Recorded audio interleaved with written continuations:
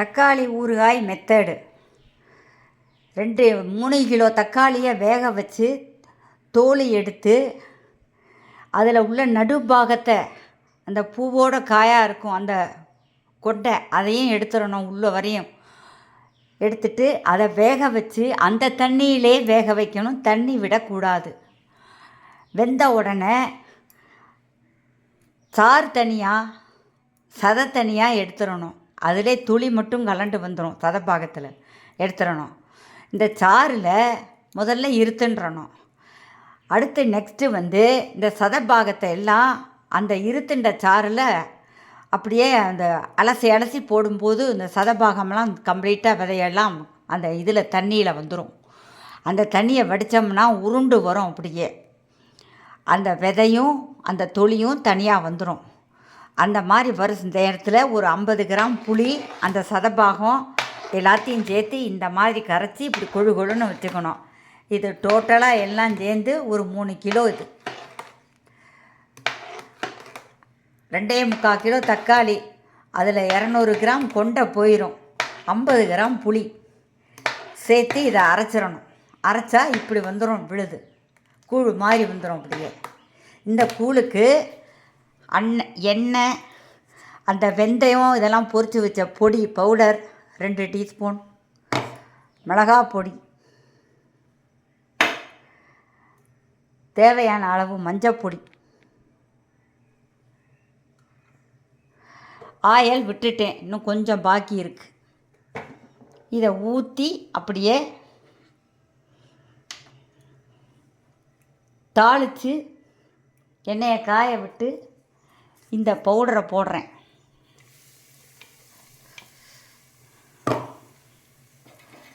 அதை பிரட்டணும்.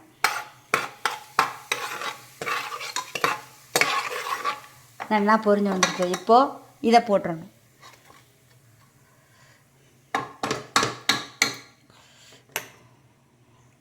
மஞ்சப்பொடி, மிளகாப்பொடி, மஞ்சப்பொடி இப்போ நான் கொஞ்சம் நிறைய போடுவேன், அதனால் இன்னொரு 1/2 ஸ்பூன் போடுறேன். இதை பிரட்டிக்கணும். பிரட்டி இப்படி பொங்கி வர நேரத்தில்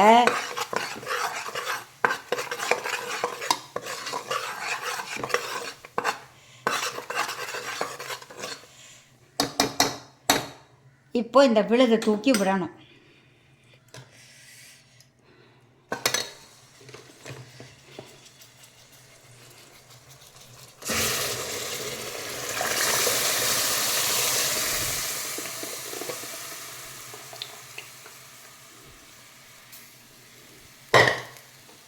உப்பு மட்டும் நடுப்புற பாகத்தில் இறக்கி வச்சு போட்டு கலந்துக்கலாம். இதை கிண்டிகிட்டே இருக்கணும்.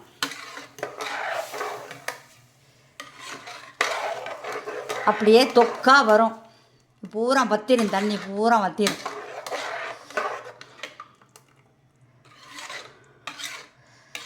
போக வர கிண்டி கிளறி விட்டுக்கிட்டே இருக்கணும். ஆனால் கிட்டக்கே நிற்கணுங்கிறது இல்லை. கேஸை மட்டும் சிம்மில் வச்சுட்டு அப்பப்போ ஒரு 2 செகண்டு வந்து கிண்டி விட்டுக்கணும். கொஞ்சம் கூட ஜலமே சேர்க்காதது. இது கெட்டு போகாது. அப்படி தொக்கா தூக்கி பாட்டிலில் வச்சுட்டா 2 வருஷமானாலும் கெட்டு போகாது. இப்படி மெத்தடில் செஞ்சால்.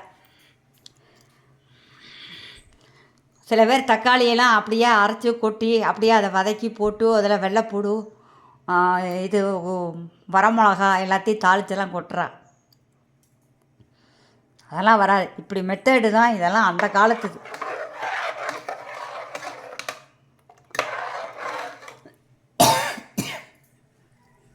இந்த வச்சுருக்கு. இந்த கொட்டை கிட்டையெல்லாம் இதெல்லாம் எடுத்தால் தான் ஊறுகாய் நல்லாயிருக்கும். இதெல்லாம் எடுத்துடணும். கம்ப்ளீட்டாக எடுத்துடணும்.